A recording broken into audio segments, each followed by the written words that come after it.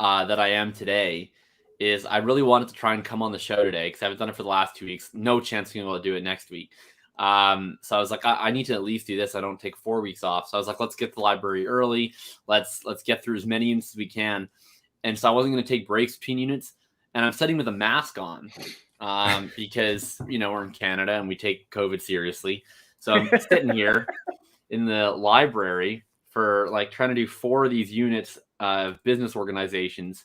One of the cases names is Better Off Dead, which just kind of sets you in the mood.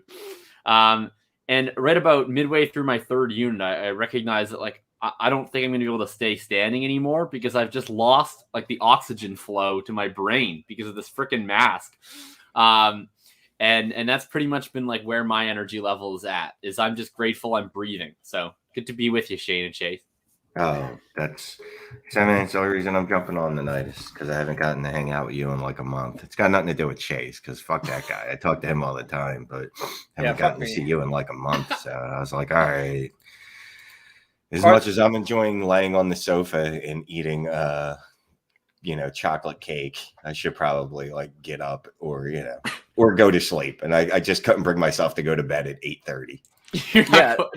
That would make you really, really old. It's only 6 o'clock over here.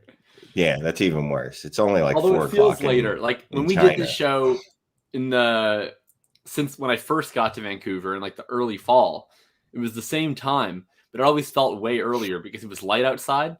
And then post daylight savings time at 6 o'clock, but it's been pitch black for an hour and a half. So it feels like we do the show later and later.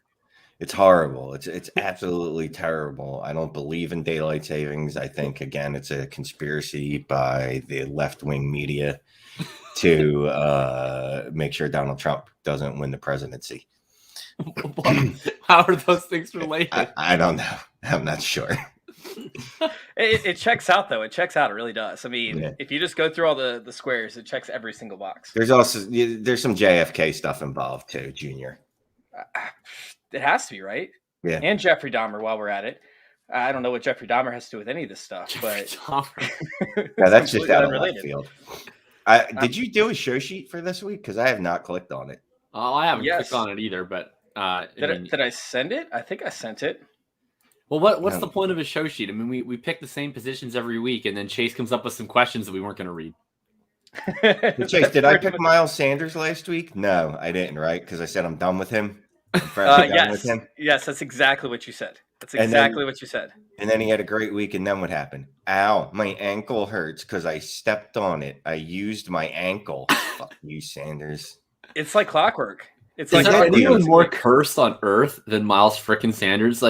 He has a great game, even in his good games, right? Comes out the Jets. It's the perfect situation. They're actually scoring. Both teams are scoring, so it's competitive. And he has a really good game. He gets over 100 yards. And sure enough, Gainwell, one of his 2 freaking carries, I think it was his first carry of the game, scores the touchdown because of course he does. So no touchdown for Miles, none for Gretchen Wieners. Untouched after he ran up his own lineman's asshole. Guess who I picked last week? Right.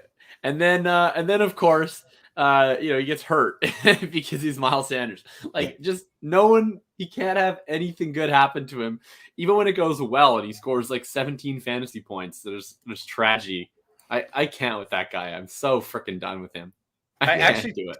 I actually took the clip of me picking Miles Sanders and I meant to post it. I completely forgot to post it. So, anyways, you guys ready to start out the show? You guys ready to kick this thing off? Please. Let's go. All right. Let's go.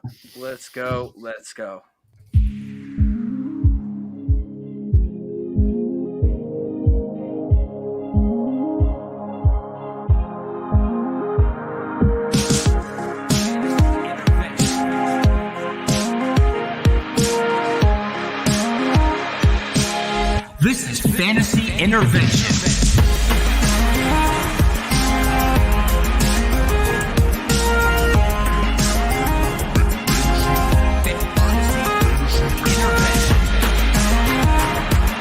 Now here to intervene with your fantasy life, Shane Manila, Jakob Sanderson, and Chase Vernon.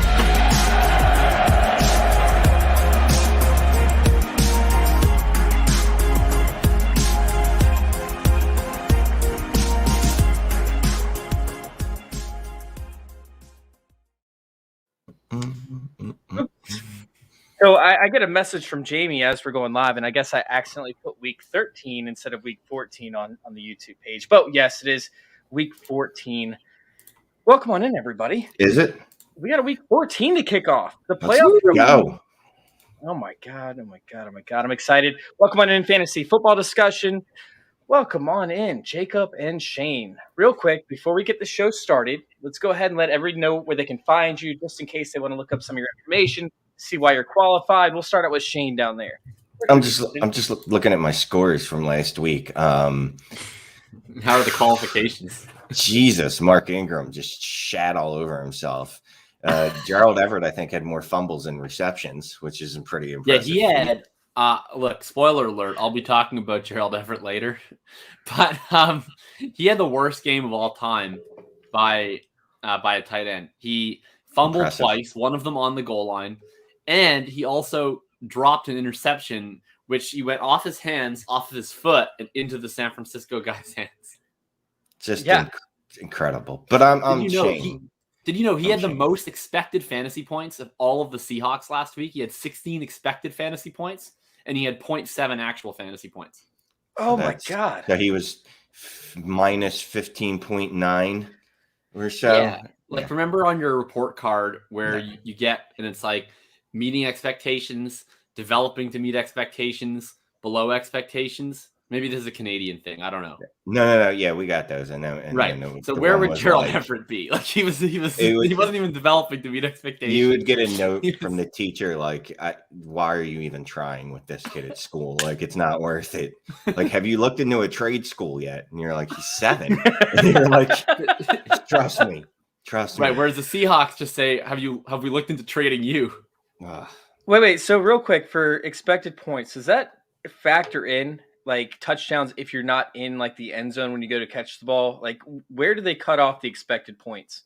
It's some sort of algorithm that people smarter than me develop, but it's based on like where you are on the field and I assume some degree of maybe how open you are. I'm not sure about that latter part, but it's basically just based on where you're targeted on the field and how close to the end zone you are and etc. Yeah, like I imagine there's some sort of formula that if you're targeted at the 2-yard line, they probably calculate some percentage of your odds to get in the end zone.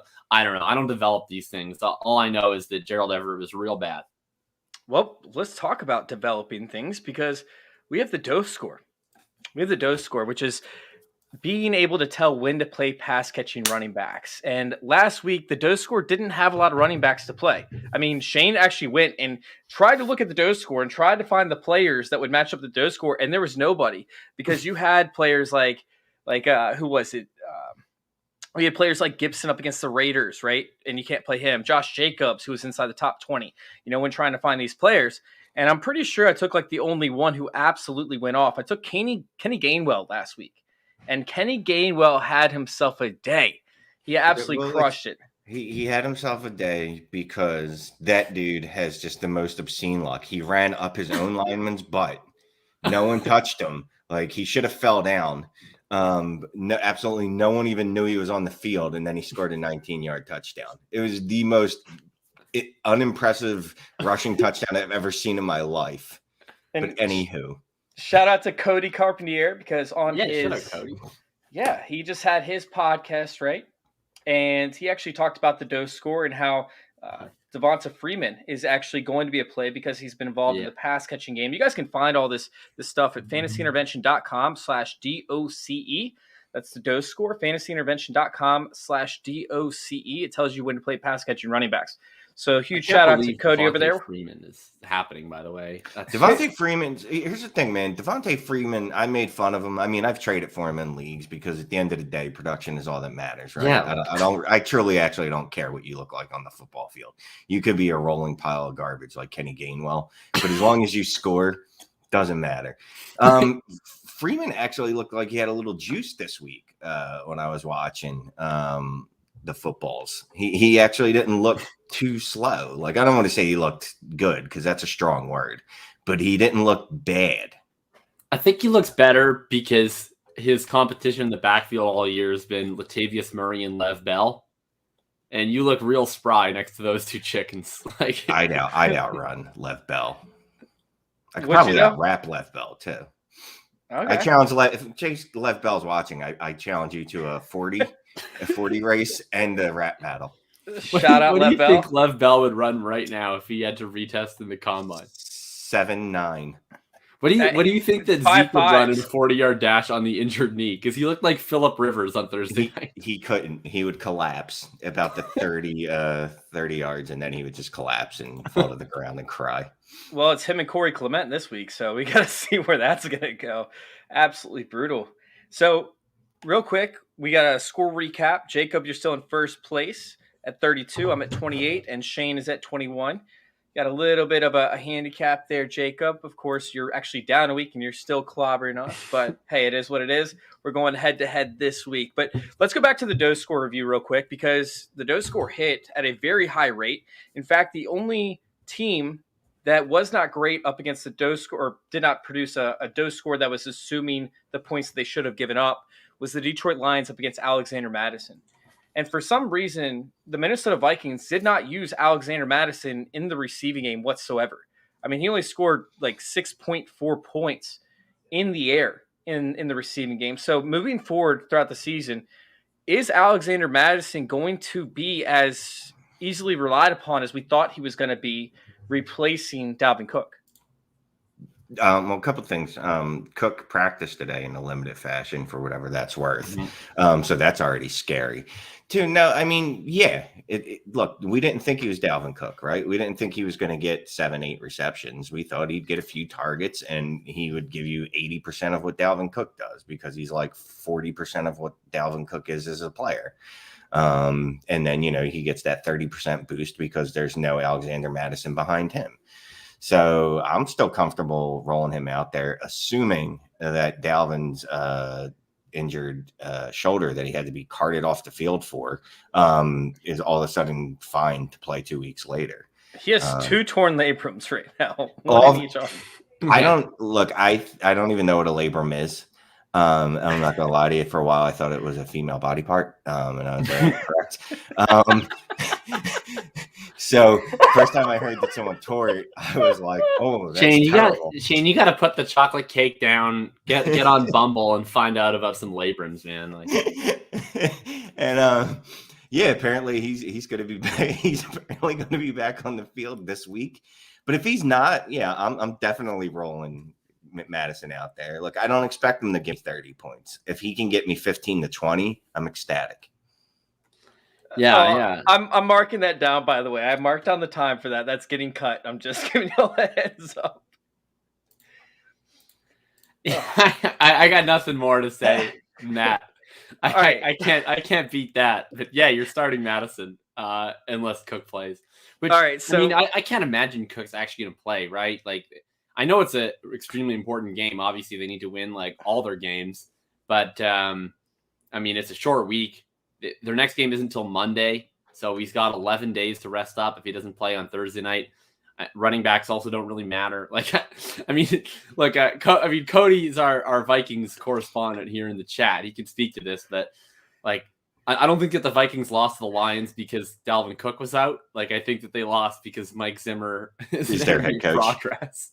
Yeah, he is a terrible, terrible head coach. If he had a labrum, I wish he would tear all of them. Oh my God. Well, he's tearing a lot of labrums. Have you seen his girlfriend? Oh, hey now. Jesus Christ. Come on, keep it professional. This is a family show. Let's get to some questions. All right, so real quick, I do want to let everybody know that's watching on Twitter, because I saw we had a handful of people watching on Twitter. We can't see your comments.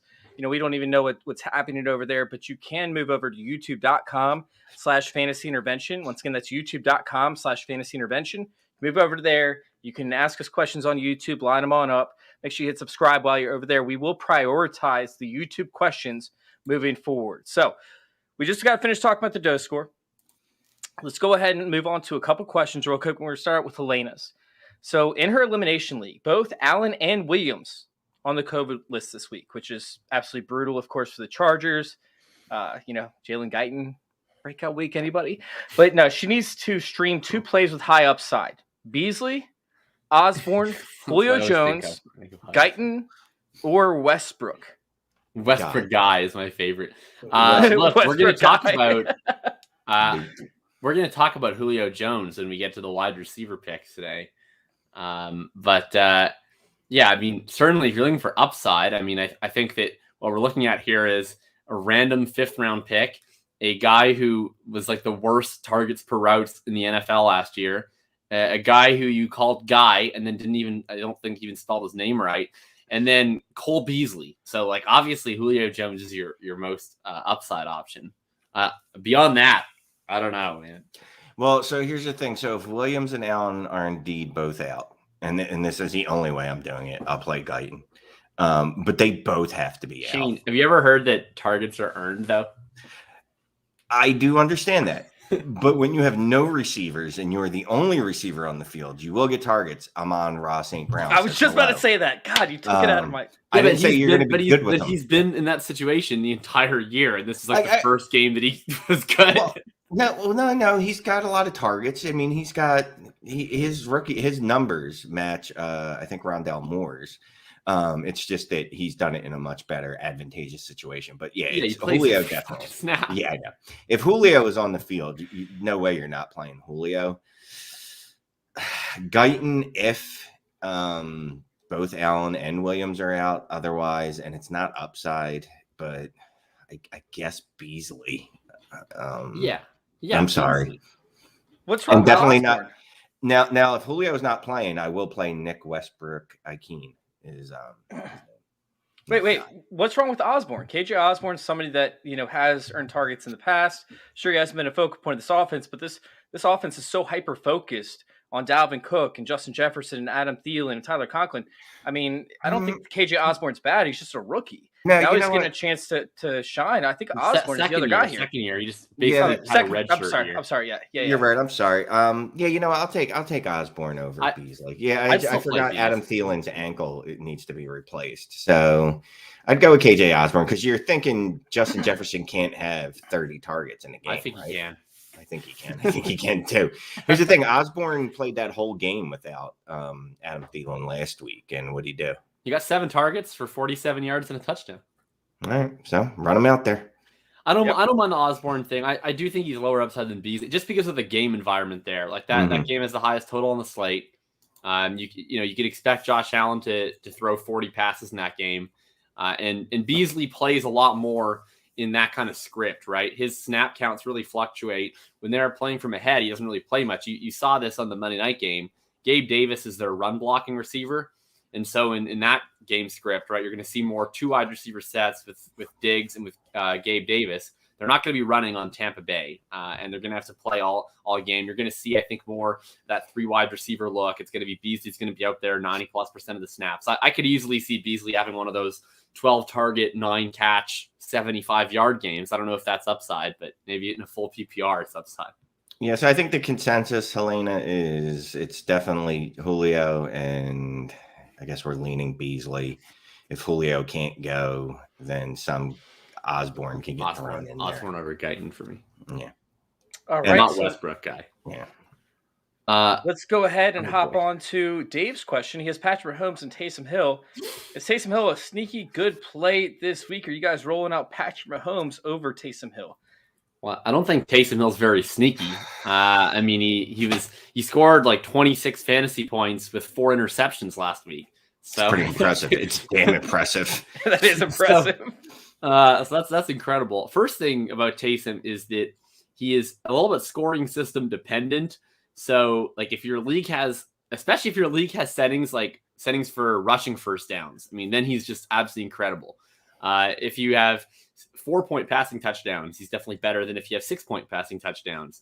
And then of course, if you have like a lot of negatives for turnovers, that's bad because he'll do that. But otherwise you're okay. He's playing the Jets. I think Taysom's a great play. Would I play him over Mahomes? Probably not. I don't know. Maybe I'm just fickle.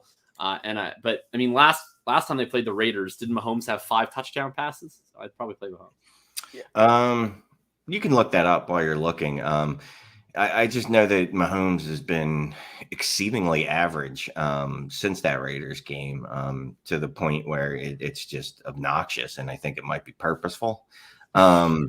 I think, And it's it's been cover two. it's been beat to death. Yeah, it's the cover 2 and their dink and dunk offense now, right? It's that's been all 2 you hear. games. It's been 2 games What? since the last Raiders game. Yeah, but all of the games. Every other before the game in Vegas game, he between sucked. and before And then that, he had he's the just Vegas been game. He average. was good, and then he sucked again. But now he gets Vegas again. So Yeah. I can't sit Pat Mahomes over for Taysom Hill.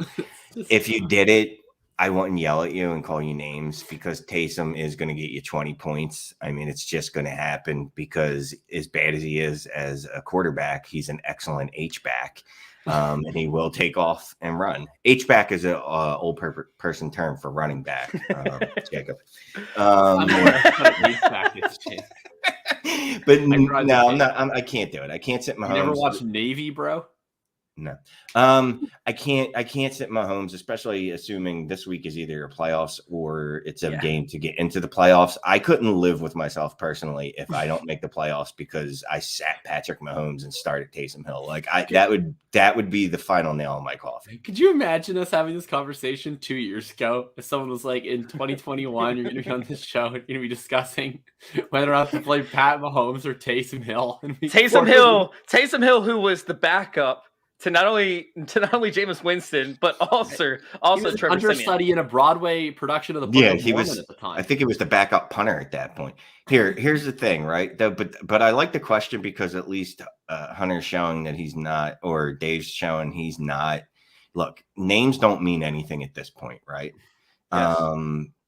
But Mahomes' range of outcomes, he could still put up 40 points. You know what I mean? And it's he could put up 15, but Taysom Hill, depending on your scoring, could also give you 15 because of 3 interceptions and 2 fumbles. And Sean Payton just going, this guy can't play because his finger's injured and his foot's injured. And we're just going to throw Trevor Siemian out there and call it a day. Well, I think the bigger part to it as well is Alvin Kamara playing. And Alvin Kamara, like, there's no way that Taysom Hill is going to see 11 carries again. Like, he's not going to need to. He's not going to need to because Alvin Kamara. He can't throw. He doesn't have a finger. What's he out there to do if not run? His finger is literally a mallet. Like, he has one hand that's a hand, then his other hand is just a hammer. And it. Yeah. So he has 2 hammers. All right, so let's go ahead and hop on to one more question, and then we'll move on to our next segment. Hurts is on a bye. So is Garoppolo a good waiver wire pickup? We've stepped on every single one of my picks so far. We stepped on Everett, Julio, Garoppolo. I mean, Shane picked Garoppolo last week. Garoppolo gave you the quarterback 10. So, Shane, would you be willing to roll out Garoppolo 2 weeks in a row? Man, that feels like tempting fate, right? Just saying. Debo's still not going this week. That's fine. He's got Kittle and Ayuk. Yeah, I'd still roll him out there. I'm not scared to roll him out there. Look, I don't like Jimmy G, but he's been good, above average, right? He's not going to hurt you. So He was pretty terrible in real life last week, but he got real life football, yes, but that doesn't matter. Real life football doesn't matter except for how it affects fantasy. Do we think that he was so bad that Trey Lance is going to get in this week? No. Kyle Shanahan will make sure that never ever happens. Right. So that'd be my only concern. Once he ran the zone read with Jimmy Garoppolo, like Lance might get cut tomorrow for all I know. Okay. And again, it depends. That was the worst play call of all time. 4th and 1. You traded 3 first-round picks for Trey Lance, and we're doing a zone read with Jimmy Garoppolo. Well, I don't know because we have seen a Bears offense that ran the Wildcat with David Montgomery, even though Justin Fields was their quarterback. So that was so strange. Anywho. I mean, all right, so let's throw another waiver wire name out there. Ben Roethlisberger, who's been the hot topic this past week. Which one y'all playing between those 2? Wait, has he been the hot topic? Yeah, yes. He's been a very hot topic. What was he a hot topic for? Because he told people this is going to be his last year. Wait, is that news? Like, did we apparently think he might have more years? No, I think it was a slow news day for Adam Schefter. He didn't have anything else to break, so he just put that out there. He didn't have any agents texting him to absolve his clients of domestic violence? It's been because of the secondary for the Vikings and how porous it's been and how beat up they are. And that is true. They did allow a pretty good game to Jared Goff. Yeah, they allowed a great game to Jared Goff. And I believe Ben Roethlisberger's thrown for multiple touchdowns. Correct me if I'm wrong. At least he's had some decent weeks in there over the past few weeks. I'm not a fan of Big Ben, but I want to know y'all's take on it. I just came across a couple different news bulletins of saying, "Hey, pick up Big Ben on waivers this week." No, I mean, look, we're 3 weeks removed from. Oh, well, wait. Oh, no, never mind. Okay, what were you saying? Well, I think Ben's fine for floor. We're 1 week removed from him putting up 8.5 fantasy points on 41 attempts. 8.5 so bad fantasy points on 41 passing attempts. Well, he's not good, right? That's the thing. Like, I don't know if I'm breaking news here, but Big Ben's bad. He's been bad for several years. But since injuring his elbow all the way back in 2019, when Juju Smith-Schuster was the consensus dynasty wide receiver 1 overall, Big Ben Roethlisberger has thrown a touchdown in every single start since that game. Every single start last year, every single start this year. So if you need like 10 points, it's pretty hard to imagine Ben not getting to 10 points. But Ben at this stage of his career, if you need 10 points, he'll probably get you 15 fantasy points. If you need 20 fantasy points, he'll probably get you 15 fantasy points. Yeah. Like he is what he is. I did like what I saw, very limited watching of the Steelers, but they finally went to the offense that Ben has actually manned kind of successfully in his late career, where they just sort of no huddle it and throw all these kind of short routes, and Ben just kind of wings it instead of trying to establish the run with an offensive line that can't run block. Like it's kind of been a weird offense this year. I thought they looked a little better. So yeah, I think you're fine with Ben. Fun Najee Harris stat, by the way. I've been on the show for a few weeks. I have all these fun stats. Najee Harris now has 270 touches, I believe. Do you want to know how many plays he has over 25 yards on the season? 1. We got 3. 0. No, oh, really? 0. Damn. It's not a single one. Oh my God, that's crazy. Yeah, dude, he's all volume. No, I don't know what would be the efficiency. Yeah, there you go. Well, as we're talking about stats, let's go ahead and hop into some news updates, and we can actually kind of wind that in. We have Julio coming back, which we brought up. We have Darnold coming back. He could get the start, maybe. He's playing this week. There's possible. I think he returned to practice. I've been on Twitter a lot last studying, so I'm sorry, Darnold who? Sam Darnold. He's coming back. Darnold. He's at least eligible to come back. He should never play football again. He's been the better runner than Cam Newton thus far. And then Chase Edmonds, he returns from IR. So, well, maybe. I don't think Chase Edmonds is going to play. Look, James Conner has always been better than Chase Edmonds. I'm happy that James Conner is healthy. What on earth? Do you look at a stat? I watch the stats. I look at the stats and I watch. They have literally the largest gap of any two running backs on the same team in the entire NFL in rush yards over Edmonds expectation. Not good. Over expectation. That take made me blurry. So I am blurry now. That take made me blurry somehow. I don't know how it did, but it did. Where on my fantasy stat sheet in the scoring on MFL do I get points for fantasy points above expectation? Well, I'm just curious. He's better or below. Where is that? He's better at football, which is just not true. He outscores Chase Edmonds because he scored 10 1-yard touchdowns. I mean, his role's been phenomenal with Edmonds hurt. When Edmonds played, his role sucked. Well, he was taking his job when he started. When Edmonds was taking his job. Look at he was taking snaps from him. Look, I need you to take that take back so I cannot be blurry anymore. Edmonds played less snaps than Connor one time when they were both there, and it was because he was a game time decision. Work. Anywho, so Chase left. What was he talking about? I got blurry after that take. Sam Darnold? Why are we talking about Sam Darnold? Get out of here. What? We're talking about Chase Edmonds. God damn it, people making trades. Fucking sorry. Did we get a trade alert? Someone just traded in a league I'm in. They traded DK Metcalf. They traded Amari Cooper and got DK Metcalf. So I'm a little jealous. What are people doing? All right, so let's hop on to third ridiculous Metcalf trade I've seen today. Have you guys seen the news about James Robinson? James Robinson is, he got benched right on the sidelines, but Trevor Lawrence didn't agree with it, and then Urban Meyer said, "Go talk to the position coach." I don't even know what ended up happening. Now that's all fixed. And then first, Urban Meyer said he was unaware of, again, for the second time this year of what is going on in his Is he on the backfield. field? Does he like coach I the don't games? I Where don't think is he works. I don't think he actually works there. What? He's just like the dude from Office Space. They keep moving, and eventually he ends up in the basement. That's Urban Meyer. So first Actually, he what came does out. he do during games? Yeah. What did Like, you why is he do always here? unaware of who's on the field? Like, What no else matter is he what side watching? of Is it, he like on what side red of the zone? ball, he has nothing to do with any of it. He's like, I'm off my hands of all of this. Like, Yeah, so he was unsure that. Yeah, I do love that Lawrence. Yes, Johannes Sanchez says yes. Lawrence went to bat for J-Rob like a boss. We talked about that a little earlier in the Dynasty Trades HQ patron chat. If you don't suck, come become a patron. One thing that definitely is going to do is buy points in that locker room for Lawrence, because it shows that, like, dude, I'm going to stand up for my guys. It's going to hurt Carlos Hyde's feelings, but who cares, because he's not. Carlos Hyde can't have feelings anymore. Yeah. Like he's there to pick up a paycheck. He's got thick skin, not just from football, but from the fact that he's gotten benched and let go of everywhere he's ever been. Well, he has thick skin because he's taken so many hits that his skin is like calcified and rubbery. Yeah. Yeah. So the effect of this is that Lawrence went to bat for J-Rob, saying, look, you got to keep this guy on the field. Urban Meyer just got roasted again by the media. Urban Meyer is a stupid person. Stupid people are generally very reactionary. So you can probably expect James Robinson to see about 35 touches this week. Show me your pants. What do you want to see your pants? That is I'm wearing pants. What if I'm just podcasting in the nude?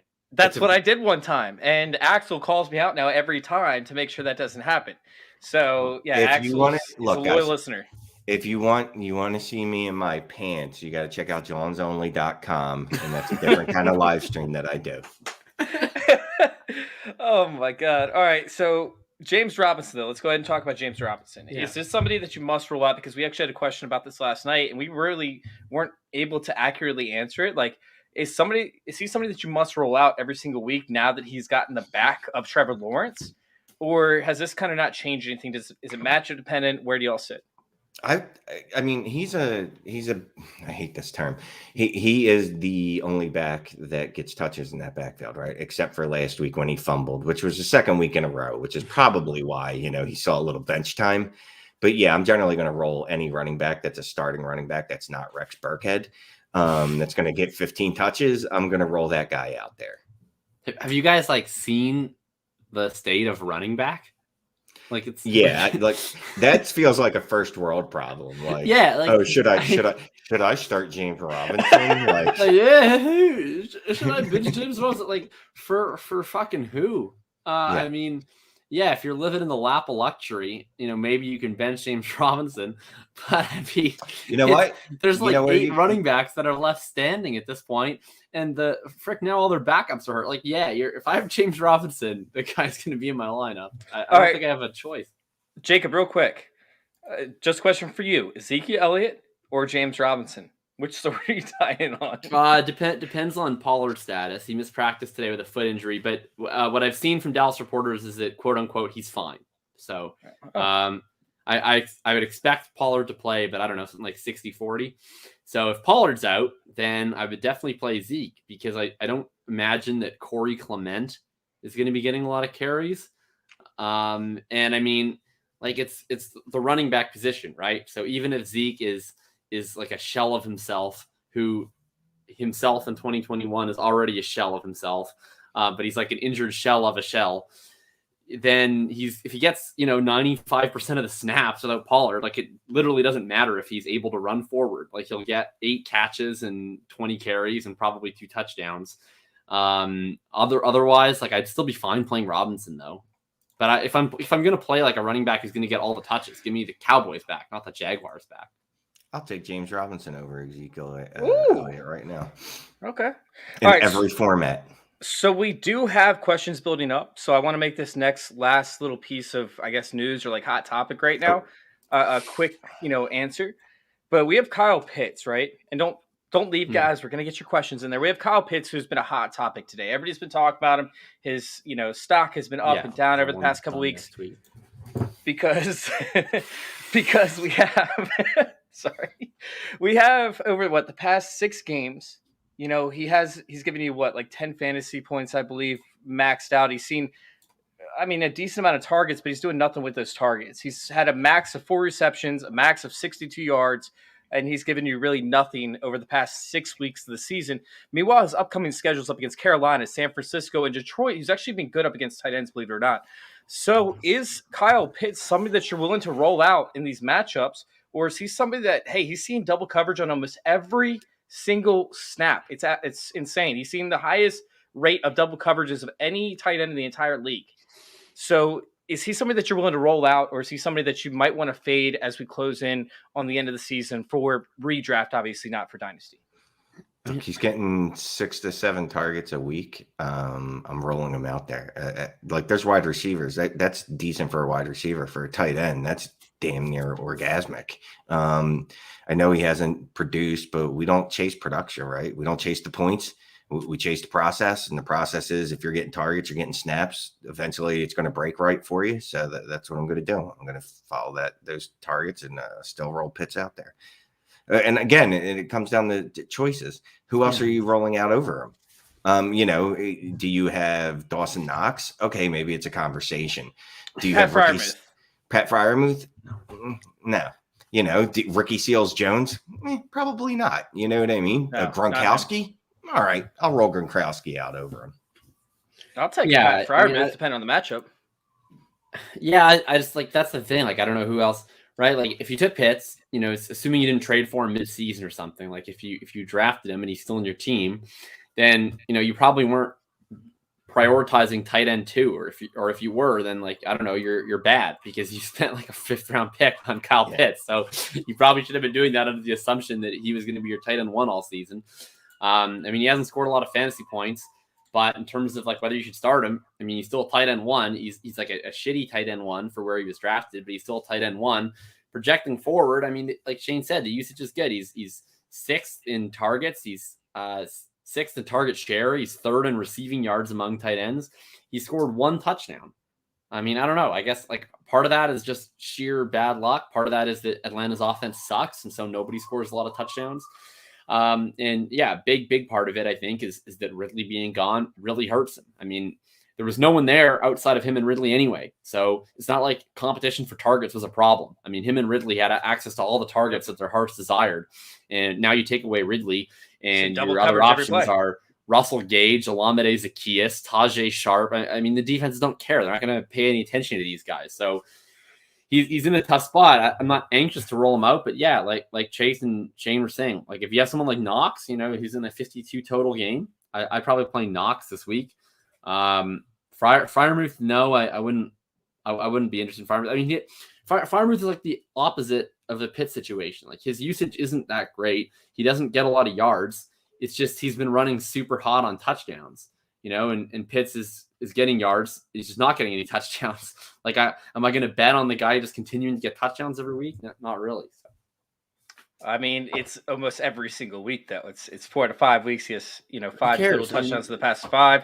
And the matchups, bro. The matchups are the biggest thing that I'm looking at. I don't want a tight end that's in double coverage every single week that's playing the wide receiver position up until he's developed. If it was Travis Kelce, we could have a conversation. If it was George Kittle, we could have a conversation. We're talking about a rookie tight end who has never really had to deal with double coverages, who is now lined up at a wide receiver position facing the best cornerback that they have, and typically their linebacker underneath or safety over top, depending on the scheme. And Carolina's the best team in the league at shutting down tight ends. San Francisco's top 10. Detroit's actually top 12 or so. So I'm fading. Does the team's performance against tight ends, I have issues with tight ends specifically based on matchup anyways, because teams are so different in terms of how they use tight ends, right? If you play a team, who's an example? I don't know, the Colts, they're always close to mine, right? Other than the one random game against Tampa, they don't really use tight ends. So if you play them, you're probably going to do well against tight ends. And several other, right? The Bengals, they throw to CJ Uzomah twice a game. You're probably going to do well against tight ends if you play the Bengals. So I'm already skeptical of tight end sets. And then Pitts doesn't even play tight end. So I don't know. Well, that's what I'm saying. That's exactly my point. Is he's a tight end who's playing wide receiver. And so he has to face not only the best cover guy, but normally a guy over top because of the size mismatches. But then wouldn't you care more about how the other team is against wide receivers, which I know Carolina's just good in general. But Carolina's good. There's a chance that he sees coverage from Stephon Gilmore the entire game. That's what they did the last game. They played Pitts and Gilmore shattered him the entire game. He had 2 catches. Yep, I agree with you 100%. But I mean, yes, I do. But they still have great cornerbacks and great safeties regardless. So let's go ahead and get on to these questions. I do have one from YouTube that I want to bring up from Johannes. She says, how else could we take advantage of the drop in value of running backs next season? I feel like there's something more than just trading. Never trade for a running back. Never roster a running back. Never look at a running back. Never acknowledge a running back. Yeah, no, I mean, honestly, trading for them is probably, and I know it's redundant, and clearly Johannes knows that because he says besides trading for him, trading for them and just remembering how this felt all year. You know, when you're looking in you're in the third round and you're like, oh, David Montgomery looks really good here. You're in the third round and you're like, probably next year Zeke looks really good right here. Maybe not. But the corollary, which I don't believe I'm using correctly, definitely going to be trading for him because there's going to be people that are going to be completely out on CMC and Derrick Henry and guys like that in Dynasty, as they should be. But they're going to be at a price point where it's an acceptable loss if I trade for them and they don't turn out well. So she said there's something more than just trading for them. And let me throw this out there. You don't trade for the running back. You actually trade for a different player that's actually better than the running back they're offering, and ask for multiple ones as throw-ins, right? So you grab a handcuff from one that could end up having, like a Tony Pollard type player. You ask for Ezekiel Elliott, who has a depreciation of value. And this is something I actually practice every single year is I try and grab a younger wide receiver, a veteran running back on a competing team, and hope that the younger wide receiver will produce eventually while the veteran running back can still give me 2 or 3 years of flex type play. And this is something where you might have like a Zeke from last year. Zeke's value last year was for most people outside the top 10 in Dynasty, but yet he's still giving you a top 10, running back season. So I would have loved to have him as a throw in as an option on a competing team. Yeah, I mean, look, I don't think you can ever throw in Zeke. The guy's really put on the pounds the last couple of years, but try to. Anyway, there'd be like two lessons I would associate with running back. Like one of which I would say that I was very right about this year, and the other one which I was very wrong about this year. And I mean, I'll frame this in terms of redraft, but it would certainly apply to Dynasty too. It's like when you're expending the most capital, you really have to think in terms of ceilings. Like, I talk about this a lot on the podcast with Chase and Pat Crane back in the summer, but like the ceiling that's necessary for running back early when you're investing that top capital is just so huge because running backs get hurt constantly, right? Even ones that we like obviously should have wanted, right? Like Christian McCaffrey. Everybody was right to draft Christian McCaffrey at the 101. I mean, when he was healthy, he was giving you this massive advantage, but he got hurt. It happens. It happened to several other running backs too. I mean, but then to me, you look at some of these backs, it's like Zeke and Najee being two great examples where Zeke went, mid round 1 and Najee went early round 2. They've stayed healthy the whole year. I mean, I know Zeke's been banged up, but he's playing every week. But like, what are you really getting? Like you're like, it's good. It's fine. But like those guys easily could have gotten hurt too. They easily could have been missing time too. And your payoff for them, everything going perfectly right is actually quite limited because they're just not that explosive of players. Whereas you look at a Jonathan Taylor, you look at an Austin Eckler, right? Like, that's where you're really getting that explosion come from, where guys are actually winning you leagues. So I would really focus on talent and on explosion in those early rounds. And then in the later areas where your capital is less, like I would really just focus on the offense, right? Like we don't know how any of these ambiguous backfields are going to turn out. The reason why they're ambiguous is because all these guys are kind of mediocre and we can't get into a coach's head, right? I mean, you look at the two guys that are the biggest wins, from ADP late, it's Leonard Fournette and James Conner. Maybe Shane thinks James Conner is an elite football talent. I certainly don't. But either way, Leonard Fournette won the job outright, right? Like, do I think Leonard Fournette is an elite running back? Like, no, I really, really don't. But he's an elite fantasy running back, and Ronald Jones is mediocre, and Gio Bernard is old and dusty. So, like, why couldn't have Leonard Fournette won that job, right? First and then of all, he's a starting running back workhorse in a Tom Brady offense. And with Connor, he was already getting points, and then Edmonds got hurt, right? Which is lucky, but that happens. And then you're for the Cardinals, right? So, that go your way nicely. And Leonard Fournette, I'll just put it out there. I mean, he's the best receiving back in the NFL, right? Yeah, he is. He has the most receptions in the NFL thus far in the season. And Let's not throw around words like best, okay? Let's say like most voluminous. His target is through the roof, all right? Jacob, I don't know if you're aware of this, but he has insane target competition, and he's still getting the receptions. So I think best should be brought into Have you ever seen Tom Brady play football? Because the man loves to dump it off.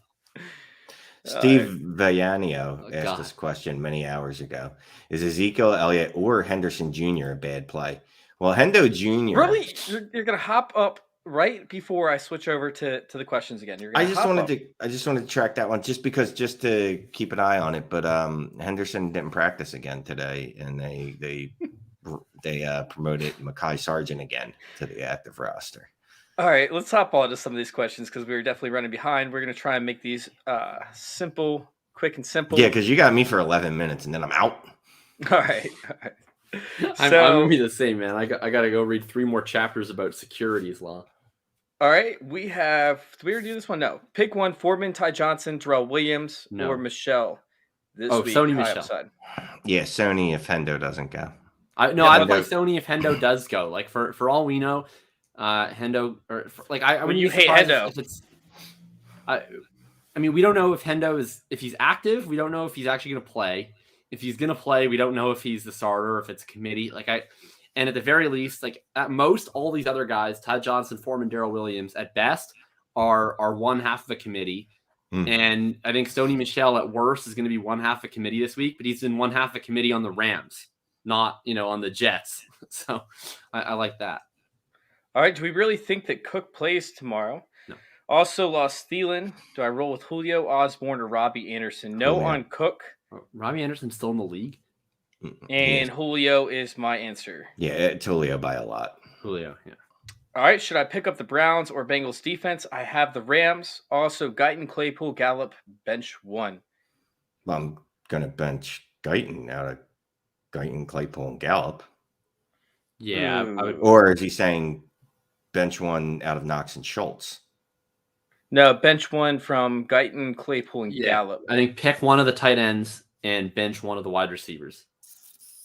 Oh, man. I always get Knox and Schultz wrong because they're basically the same dude. But they pretty much are. It's kind of crazy. I guess I'll go with Knox because I'm hoping, well, like you said, the over-under on that game is like 53, right? And hopefully Knox can hold on to at least 2 or half of the footballs that are thrown his way this week. I mean, Jesus Christ, he had a bad game on Monday. Yeah, it was not great. It was not great, Bob. I would go with Knox just because they're probably going to pass a lot more than Dallas against the football team. And then, I mean, the football team, they play such a gross style of game. They really want to be slow and lethargic and just drain the life out of everyone around them. I would bench Jalen Guyton because he isn't very good. And I think you can find better. I mean, how many defenses are rostered? Like, I can't imagine anybody has the Panthers are coming off a bye. They get Atlanta. The Packers are coming off a bye. They get Chicago. Seahawks get Houston, and the Broncos get the Lions. I would take any of those 4 before I would take the Browns or the Bengals or the Rams this week. All right, so Washington's been a lot better up against tight ends ever since they moved Landon Collins to linebacker. So, I mean, significantly better, semi-close. So I'm going to bench Schultz and play Knox. I think that Guyton and Gallup are a lot closer than what we think, but I'm definitely playing Claypool. Gallup, sure, I'll play him, but like you said, this could be a gross game. Guyton's going to see the targets, and they could end up being deep targets for all we know. Is he going to see the targets? Like, why would he see the targets? He ran every route last year, and he never got a target because he's bad. I don't know, someone else, just anyone that's like not Guyton. Like we've seen him. He's like the textbook case of vacated targets, where he's a guy that already has ran all of the routes and he never gets targets because he isn't good. Like, I don't know. I would rather play Josh Palmer. What about Andre Roberts? I'd rather play Andre Roberts. Sure, anybody. Really? Anyone okay. Else. Andre Roberts is not in the league anymore. That is not possible. Okay, no, I wouldn't rather play Andre Roberts. I just really hate Jalen Guyton because I think he's bad. Rather play I will say Josh Palmer. I would definitely rather play. I shout out to Hunter Hall. Yes, go Vols. I haven't looked at the schedule that they play, but the Giants are actually the fourth best in not allowing explosive pass plays. So that actually goes against Guyton. I'll go with Gallup at that point. And then the defenses I have no take on just because I have the same exact take as Jacob does. Whatever galaxy brained reason you need to find to cite to not play Guyton is fine with me. I'm just going to use the simple one. He sucks. All right, Jamal's in the chat. What's up, dude? Need a flex for PPR? James Robinson, KJ Osborne, Hunter Renfrow, Darrell Williams. Ooh. I'm going with James. See, this is one of the James Robinson questions I'm talking about, where people actually question it. So James Robinson is my pick in this one, but I don't hate Darrell Williams. By the way, I think it's got to be the accountant, Hunter Renfrow. Yeah, I mean Hunter Renfrow is like the stone cold lock for 15 fantasy points every single week. Yeah, I mean, let's see. Over James Robinson. 4 out of over most people. Like I know that Hunter Renfrow looks like a podcaster, not a football player, but he looks like a life insurance agent. Yeah, 4 out of the last 5 weeks, he scored at least 17.5 fantasy points. And it's not like that was just the beginning of his streak. Like the dude's been scoring all year. He's only had 2 games. We got to throw one under the name in the hat. He has 236 yards his last 2 games, Hunter Renfrow. Yeah, I'm going Hunter Renfrow. I'm going Devonta Freeman. Well, you're wrong. Freeman. I like all these guys, but like Hunter Renfrow, I mean, he should be a top 12 wide receiver play this week if Darren Waller's out. All right, so let's talk about Freeman. Is he a must start? I mean, look, everyone's a must start depending on your circumstances. Like we just found a literal situation where I'd be like, no, if my choices are him and Hunter Renfrow, I'm going Hunter Renfrow. If my choice is Freeman and Ty Johnson, I'm probably going to lean Freeman a lot. Probably going to lean Freeman a lot. All right. What about TJ Hawkinson? How comfortable would he feel with him moving forward? Look, as long as a guy's on the field, I'm generally going to play them. Is my thought process, especially at a position like tight end, because I'm guessing you have TJ Hawkinson. I can't imagine that your next tight end, again, the next choice up is really that good. Like Zach Gentry might be who you have. So I want to know what plating is. Oh, I'll tell you off air. It's I'll tell you off air. You're not. This is not family television. Do you plate your girl's labrum? I don't want to talk about it. All right. All right, guys. I know we have a ton of questions. I'm going to stay on. I'm going to answer the rest of your questions after we get these guys off. But I want to hop in this last segment of the show because we are losing viewers as we just hop through these questions without any kind of analysis whatsoever. So I want to make sure we get this analysis in. Can we get them back with our labrum talk? It's possible. It is possible. I'm not going to lie because we had a ton of listeners at that point. But let's go ahead and hop on to our positioning where we talk about quarterbacks, running backs, wide receivers, and tight ends. We all pick a player. We talk about a quarterback who's outside the top 15 that has a chance to finish inside the top 12.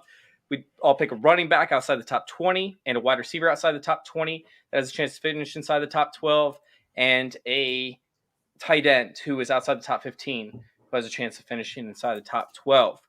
So I'll go ahead and start this one out just to give you guys a chance to research if you haven't had a chance. Oh, I'm fucking ready to go. Although I didn't look at your picks, so I might have stolen. So I'm gonna go. I'm just gonna go now, and I don't care if I took any of your picks. I'm gonna go with Ryan Tannehill. There are a plethora of quarterbacks, by the way. There are a plethora of quarterbacks. We're good this week. There's at least 32 in the league. But there are some great matchups with bad quarterbacks who could allow you to finish. So that's why I like Tannehill. He's got a good matchup with the Jags, and I'm assuming that Julio Jones is going to come back, and that is that's really good. And also Jerry McNichols is coming back, which really doesn't mean absolutely anything. But I like his matchup, and I like the fact that he's getting Julio back, and this feels like a Julio smash spot. Tannehill should. And I would hope like Julio should see no bullshit like 20 targets this week if he's on. He might not see 20 plays before his hamstring disintegrates back. I'm working under the assumption that he's going to get on the field and the hamstring is going to be fine. That he took the requisite amount of time off. He did the proper rehab, and his hammy's okay. Chase, you're the person on the show that's most likely to have a take about shitty, useless running backs. With McNichols back, are you trusting Dontrell Hilliard to maintain that role, or do you think it goes back to McNichols, or would you rather play Foreman? Do you have a Titans running back take? So if I had to pick any of them, I would take Foreman, but I hate all of the above options. Like Foreman has the first and second down work for the most part, but Hilliard took part of it. Now Hilliard, who was supposed to be the pass catching running back, is now not just a pass catching running back, but he also didn't catch passes.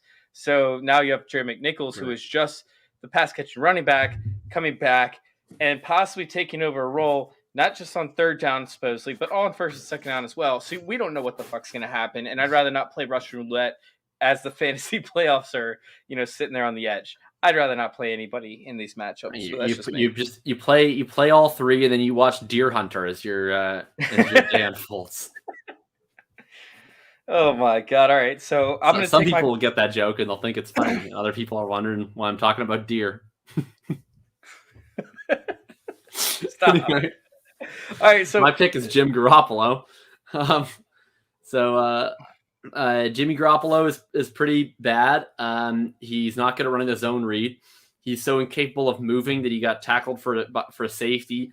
He throws a lot of picks to linebackers, but he's in a game with a decent total. It sounds like he's going to get Debo back this week. At the very least, he's still got Ayuk and Kittle. We just saw Kittle have a absolutely massive game against Seattle, and historically this year, he has been the focus between him and Ayuk when they face zone-heavy defenses, while Ayuk has been the focus when they face man-heavy defenses. The Bengals tend to be fairly zone-esque in nature, and so I expect a big game from Kittle. I expect him to help Jim Garoppolo, and especially potentially with no Elijah Mitchell this week, they're going to have to lean on Jim's arm, I think, a little bit more than usual. Dude, you nailed that take like 100%. I love it. I actually have a few players I wanted to play, but there's one that was riskier, right? There's one that offers me some chance at overtaking Jakob in the rankings, which is why I had to go for this one. Because there's a lot that can finish in the top 10 and give me 1 point, but I don't need 1 point. I need 2. I need to make sure that I beat your take, and then I need to finish inside the top 10 as well. And that's Justin Fields. All right, that's Justin Fields. Is he even going to play? He's likely to play at this point. They said that they think he's going to play. And I know the position is loaded this week, which is why I had to go with this one. If I don't get any points, great, but it's better to get 2 than 1 at this point as we close in towards the end of our season. So I'm going with Fields, who has a chance 5 at a top 5 quarterback. Over the past 2 games, they faced 2 quarterbacks who have finished inside the top 5. I believe they've allowed over 300 yards and 3 touchdowns to the position over the past 2 weeks. And Justin Fields, last time they played, sucked. However, the last time that Justin Fields played, my fucking life, I own you. Exactly. Over the past, couple games outside of, the one that got hurt, and he's been playing lights out. It looks like it finally started clicking for him. He knows when to run, and this is going to be a high-scoring game, in my opinion. I don't think it's going to be as dragged out as what we've seen in the past, from these teams. So I'm going to go ahead and go with Justin Fields for my quarterback position. I love it. Secure your future. All right, on to the running back position. Shane looks like he's researching. Jakob, do you want to take this one? Yeah, I'm just going to continue with players that I dislike. So I'm not a big Jimmy fan. We're rolling with Jimmy. And at running back, we're taking Devin Singletary.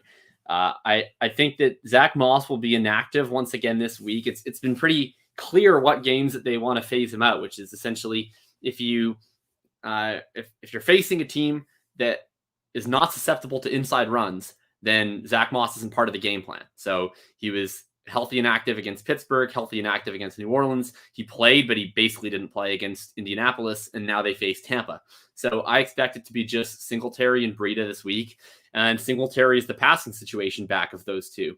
So I expect that with a game where they're going to have to play through the air in a back-and-forth shootout against Tampa Bay, it's going to be a lot of Singletary. And Singletary, I think, has a better chance of getting goal line looks versus just Breida in the backfield than he does versus Moss. And I'd be very, very surprised if Moss plays, even though he played quite a bit in the New England game just based on the matchup.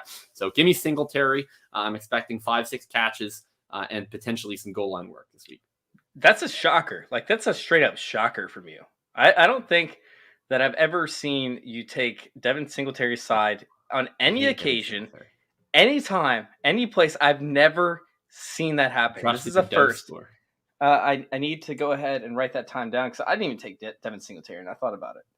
All right, 59 minutes is when Jakob took Devin Singletary. Also, the chat is roasting this deer hunter joke. Axel called an old person joke, and then Steve said, "Yeah, they thought it was funny." Shane, you're on mute. I need you to know I'm the oldest one here, and I didn't even find it slightly amusing. Have you ever seen Deer Hunter? Yeah. I'm a cinephile. Of course I have. I'm going to just go. I want something dirty. Well, it's, I know what it means. It just sounds like you're like sitting in the little labor and play, a little cinephile. I'm going way off the grid here. Way off the grid. I'm going all the way down to Austin Walter. Number 38. Austin Walter's a great name drop. Amir Abdullah. Woo, go Cornhuskers. Where's Dustin in the chat? We need Husker. Oh my God. Look, I know everybody's all over Chuba. 1 minute. Chuba was already losing snaps to Amir. Yes. Amir was getting receiving work when Christian McCaffrey, the god of receiving backs, was playing. I kind of feel like Amir is going to go out there and like this is going to be his job. Like we saw Hubbard losing work towards the tail end of when he was filling in for McCaffrey because he was just that bad. I just that's basically it. I see Amir Abdullah with 7 targets this week and like 10 carries, and it's going to be enough to vault into the top 12 because he's going to do something with those receptions, something with those targets. Yeah, I love it. I'm starting Amir Abdullah for sure this week. Oh, I am. I picked him up everywhere I could. So I did a waiver wire article in Fantasy Data a couple weeks ago before the Carolina bye, and I'm like, pick up Chuba. And then this week I wrote it and I went, I apologize for last week, but luckily no one's picked this guy up anyway. So go pick up Amir instead and drop Hubbard because Amir was taking his job anyway. And I think that's just going to continue. And under the offensive wizardry of Matt Rule, I guess now is he the offensive? I think it's someone named Dixon. Oh, Lance Dixon. I don't know if that's true, but I'm excited to see how they use Amir Abdullah. Okay, so I like Amir Abdullah in the future, not for this week, but over the next few weeks. I definitely like Amir Abdullah. The DOCE score, the DOCE score doesn't scream out, but yeah, I mean, is Atlanta was bad. Atlanta was bad. They were really bad to start the year, but they kind of got everything under control. Atlanta's been like number 1 DOCE score for like a decade. Yeah, They fell off the past 4 or 5 weeks, but it also has to do with the running backs they played and the points they've allowed. They played 20 pass catching backs thus far in the season, but the score of the pass catching backs is a 24.2, which has to be like a top 5 differentiate in score. So yeah, that's a big part to it. They probably had a bunch of great running backs go off against them. All right, my pick is going to be CEH, which I mean I don't know why you guys were digging so deep if y'all didn't look at the show sheet. Well, CEH isn't very good. That's I would have taken CEH 21. It was pretty simple for me up against the Raiders, who we went 36 and 38. Yeah. I mean, I'm normally the one that goes deeper. Like I'm normally the one that takes it like the 27 to 40 range. But my question for you would be like, literally, what is the difference between CH and Devin Singletary? They're the same person. The difference is that he scored against them the last time they played. Okay. So I'm going to take CH in this one up against the Raiders. All right, let's wide receiver. I was just getting to that, Shane. Stop yelling. Wide receiver. Just because there's been so much noise about him this week, I'm going with Dick Metcalf against a horrible Houston team. Wait, he's outside? No, 21. Is he? Wow, 21. I didn't see that. After I just criticized you guys for missing CH, I never saw DK. Look, you can't ever. I didn't miss CH. Okay, I considered him, and then I decided to go in a different direction. Anytime DK Metcalf is outside the top 20, even if he's not playing that week, you have to select him. So I'm going with DK Metcalf. Horrible Houston team. I feel like there's a lot of noise around him not getting targets, which usually leads to targets the next week, so that an all full out revolt doesn't happen in Seattle. The squeaky wheel. Is that what it's called? I don't want. Yeah. I'm not a psychologist, so I don't know these things. All right, I'm going to go ahead and go with Julio Jones so that Jacob can't steal him because that was my pick hours ago. I don't know how you don't take Julio Jones. Julio Jones is somebody that has to be, inside the range. Tannehill got a hard on as soon as he heard that Julio Jones was able to play, Hey, that he now. got practice in. I don't know how you bench Julio Jones this week. He's a must start. Okay. Well, that's upsetting because Do you want Julio Jones? Do you want Julio Jones? Fine. No, it's fine. It's fine. I'll take Tyler Lockett. Oh, I have. Well, funny you say that because I was going to go ahead and pick Tyler Lockett. I don't care. I'll trade with you. It's up to you. No, I'll take Tyler Lockett. That's A-okay. Tyler Lockett was my original pick, and then I switched to Julio because I didn't want to pick a wide receiver and a tight end from the same team. But that's okay. Now I'll just pivot off of Gerald Everett. So I'll take Tyler Lockett for pretty much all the same reasons you talked about, except about Metcalf. Except it's important to remember. I mean, if anyone's been listening to Adam Levitan, he's talked about this extensively. But Russell Wilson simply does not approve of DK Metcalf's sexual life choices at this point, right? We talked about last week. You missed out on this, Jacob. And I made a joke. I made a joke on the show for your sake, saying that, maybe he'd be willing to turn the other cheek. And nice. Shane brought up the fact you shouldn't do that. You should not do that. Well, not in a foursome, because you know what I mean? Like, there's just cheeks everywhere. You don't know what's going to happen. You don't know which one you're touching. You know what I mean? I'm just putting it out there. Like, there's lots of stuff all over the place. Let's just leave it there. Shane, how many foursomes has your labrum been in? Actually, I tore my labrum in a foursome. I don't want to talk about it. For your labrum. Shane, do you bring any plates into your foursomes? I don't want to talk about it. This is a family show. Like you know who's a big fan of the family show is Tyler Lockett. Tyler Lockett, he does not have the sex.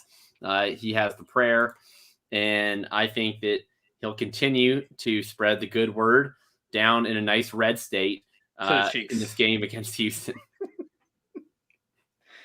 I love it. I think that's a good pick. And honestly, we're talking about field position here as well. And, the Houston Texans haven't been able to move the ball. So DK Metcalf, who typically sees the deep targets, he might end up becoming null and void because he's not a big red zone threat. Meanwhile, Tyler Lockett out of the slot could see some of those targets. So. Can you imagine being 6'5", 200 and not a red zone threat, run like a fucking gazelle, and we're like, no, we can't use you down there. That's like cheating. For tight end, it's absurd. Yeah, for tight end, I want to wrap this up. I'm going with James O'Shaughnessy. My dude has played 4 games this year. He's had 8, 5, and 6 targets in those 3 of those 4 games. I don't know what it is about the Jacksonville offense, but they just fucking cream over tight ends. That their wide receivers are really bad. Okay, so that probably has a lot to do with it. So, yeah, that's one thing. I was going to pick James O'Shaughnessy. That's fine. I went from Everett, then I was going to pick O'Shaughnessy. Now I'm on tight end number 3, so I'm probably going to steal Chase's guy. But look, it's an easy. It's the easiest formula in existence. Whoever the tight end is for the Washington football team, pick them. They're going to get 100% of the routes. They're going to get 7 targets. Clockwork. Give me Ricky Seals-Jones once again. I don't know about that, man. I don't know about that one, man, because we talked about John Bates is coming for him. He's working into the lineup a lot. So I'm going with Austin Hooper. Because Ricky Seals-Jones didn't play last week. He worked in the target. Sounds like an excuse to me. Logan Thomas. Well, Logan Thomas I think he had 1 target. What do you have? 1 target? 2 targets? He's working into the. He's a blocking back. He's a blocking. I call him. And Curtis Samuel's back, by the way. Well, is he though? Really? I mean, didn't he have negative -2 yards last week? And he hurt his groin again. He's limited in practice again. Oh, I missed that. Well, no, he's just limited for life. He's on the DeAndre Swift limited every single week for a groin injury plan. All right, I'm going with Austin Hooper. Austin Hooper's a guy who. That's a free square. Yeah, good pick. Yeah, Harrison Bryant's out. We now have Njoku with COVID, and the Browns, they love the tight end position. However, with the tight end position, they normally have 3 of them that have an opportunity to catch passes. This week, it's a given that Austin Hooper should see all the volume there. I don't even know who else they have on the practice squad as a tight end, but Austin Hooper should be the main beneficiary of this. Coming off a bye week where Stefanski and this offense gets the scheme for the tight ends up against the Baltimore Ravens, who have been, subpar up against tight ends. I do think they run more often, but I also think you're going to see the red zone more often. Austin Hooper could end up with 2 touchdowns pretty easily. I'm going with Austin Hooper. Okay. Yeah, the other tight end, actually their fourth string tight end for Cleveland is also injured. So Wait, Steven really? Carlson. Yeah. He's injured? Yeah. Oh my god, dude.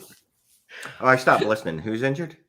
The fourth string tight end for the Browns. So they actually have I their know. second, third, and fourth string tight ends all injured.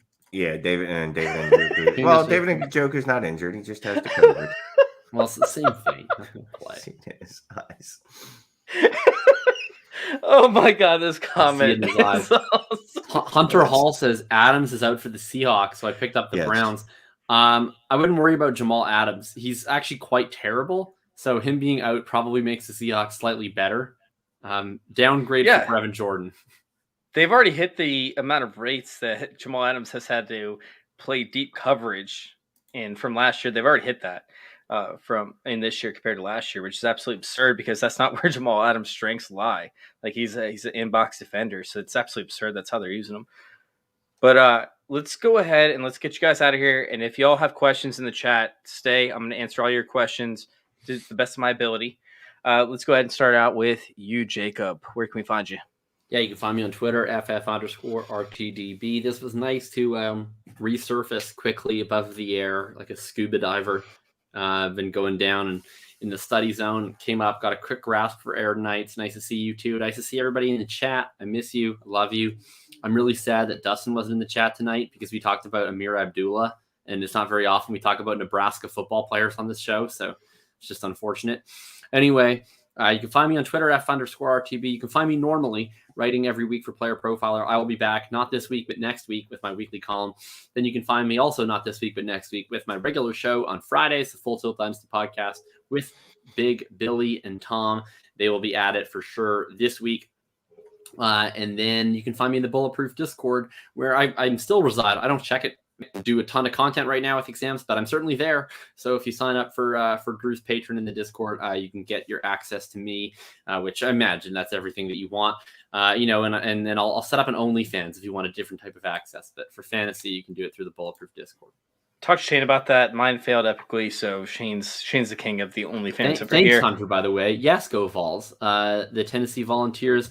Big news for the Tennessee Volunteers lately. I mean, they landed a 4-star running back recruit this week, so that's exciting. Welcome to the squad. They're going to play in the Music City Bowl against Purdue. Looking forward to that. And, of course, Josh Palmer is now the wide receiver 1 for the Chargers, so that's exciting. And Kamara's back this week. Everything's going good for the Vols. All right, Shane, where can we find you? Dynasty Trades HQ podcast, Dynasty Trades and 5 YouTube, Mannequin Chill on the DLF YouTubes, writing for Dynasty League Football and FantasyData.com. And Hunter Hall, yes, I wouldn't mind hitting Bristol night because that's in Connecticut, right? Bristol, Connecticut, I assume. Yeah, which can't be that far from down here. to Bristol. Let's do it, man. Yeah. And that's it. And JohnsOnly.com if you want to see my pants. And you guys can go check out all of my content. Nice short shorts on. So, oh my, Jacob, God, dude, you just blinded the whole entire world.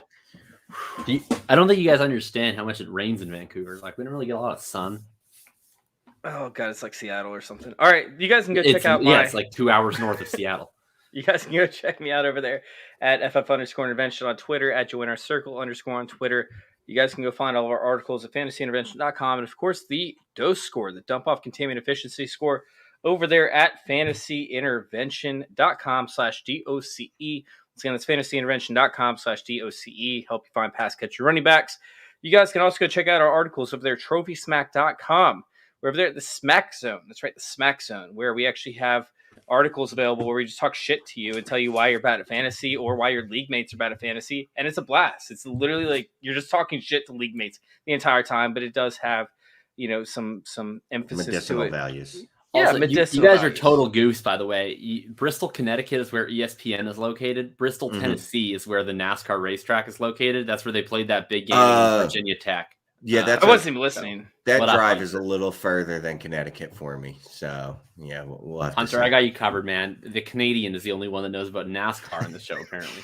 Look, we're Americans. We don't know where shit is. I know where it is, but I was not listening because I was too busy trying to turn my monitor back on because it shorted out. Anyways, outside of that, yeah, go check me out at playerprofiler.com. go read my DFS articles. We have some fun stuff happening over there with the DFS Optimizer 2.0. We're excited to launch that, so go check that out as well once it comes out. But yeah, thank you guys for listening. Thank you all for letting us intervene with your fantasy football life. We're out. All right, get off the show, guys. I got to answer these questions. All right. Are there any questions left? Yeah, I got a shit ton of them. Here, I'll answer one. You'll answer one. All right, hold on one second. I've got to scroll all the way back up. Let's go to. All right, where do we leave off? All right, with COVID problems, do I dare play Tyreek Hill over Herbert? I think that's Taysom Hill. Oh, Taysom Hill. Wait, over Herbert? Oh, Justin. Oh, gotcha. I get it now. Sorry, Hunter. I get it. I probably actually would play Taysom Hill over Herbert this upcoming week. Yeah, it sounds like Keenan Allen might go. If Keenan Allen plays, I'm fine throwing Herbert out there. If Keenan Allen doesn't go, then yeah, I'd throw Taysom Hill and hope for some rushing yards, and maybe he can get 100 rushing yards with Kamara out there too. Maybe they run a little RPO. That'd be fun. Yeah, I'd go Taysom if Allen and Williams are out. All right, we have Ezekiel Elliott or Henderson Jr. a bad play. To be honest with you, I think that Henderson is a bad play because Sony Michel's workload could cut into his. And I don't like Zeke up against the Washington football team this week. I know that they've been scoring well, or they've been scoring poorly in the DOCE score for Washington football. But I don't know that Zeke actually has a great game unless Dallas ends up in first and 2 or 3 yards on the goal line. So Zeke for me has to score touchdowns in order to be relevant. I would check to see who else is on your roster. He's a must start in most cases, but it really depends on your lineup. I wouldn't roll out CEH over Zeke. I would roll CEH all day over Zeke. Okay, what about a Ty Johnson level player, Devonta Foreman? No, not that level. No. Oh, I got one. Freeman. Devonta Freeman. Or Zeke. Oh, man. That's one of those I'd kick myself in the face if I lose, and it's because I played Freeman over Zeke. I'll take Freeman over Zeke in that one, but it's close. I'm thinking I'd probably go Freeman too, to be honest with you. All right, let's go ahead and hop to. Ooh. Sorry, I'm trying to find the questions, guys. Do we think that Ridley will play again this year? No. I would say no as well. Sorry, there's a bunch of questions out there. Or there's a bunch of statements, I'm sorry. I thought these were all questions that we had lined up. I was freaking out. Wait, could also play Melvin Gordon. That's one of the start sits we were looking at. I don't remember. Yeah, but let's just say we have these two, right? So I think we picked Gallup and Claypool as 2 options. The other one was a player that I said I would consider Guyton. So we all pretty much settled on Gallup and Claypool. So would Melvin Gordon, with the injury up against Detroit, I think it is, would he be considered? If he's playing, I'm assuming he's healthy. I'd play him over Gallup. I'm not playing him over Claypool. I would probably do the same, to be honest, but it's very, very close. Yeah, it's not a slam dunk. Jamie wants to know, in the Fantasy Intervention Dynasty League, are you playing Conklin or Foster Moreau against me this week? It depends on Darren Waller's availability. Conklin has a decent matchup. I think it's going to be a very pass-heavy game for the most part. I got to see what happens, but I love me some Foster Moreau. All right. Let's see. I think that was someone said. Oh, Hooper or Conklin? Hooper for me. I'd go Conklin. I don't know how Hooper doesn't come away with 2 touchdowns this week. Just because he's not very good, and he's even in advantageous situations he's failed before. I love Tyler Conklin this year. For the most part, the guy's hit when we thought he was going to hit. You know what I mean? He's performed when he should have. All right, I think that's it. I think we nailed him. It was just a lot of comments coming in, which I appreciate the comments, guys. I don't want them to stop. So, yeah, we appreciate y'all joining us. And if you're just joining right now, I see a bunch of people just, kind of fell into the chat. Like, go ahead and check out the episode. You guys can go find it over there at fantasyintervention.com. Isn't Beasley a glorified running back? Gets passes behind the line for 4 or 5 yards. I mean, he gets more intermediate stuff too. I got to look his ADOT, but just from watching the games, he's going to get some slants. He's going to get some stuff down the field. Not a ton. But he's on a run pro on an offense that would rather target players down the field. Yeah, but he's not. The good thing about Beasley though, even if he is a glorified running back, is for whatever reason they don't use Devin Singletary as much as they should in the passing game. Same with Zach Moss. So especially Devin Singletary. If you switched, in my opinion, Josh Allen over to the Raiders and you put Derek Carr over with the with the Bills, I feel like Cole Beasley would do just as well as Hunter Renfrow does. Like, I don't think it's even a question. I think it's about the same exact production. I don't think Cole Beasley did well last year. Yeah, he did, but he didn't.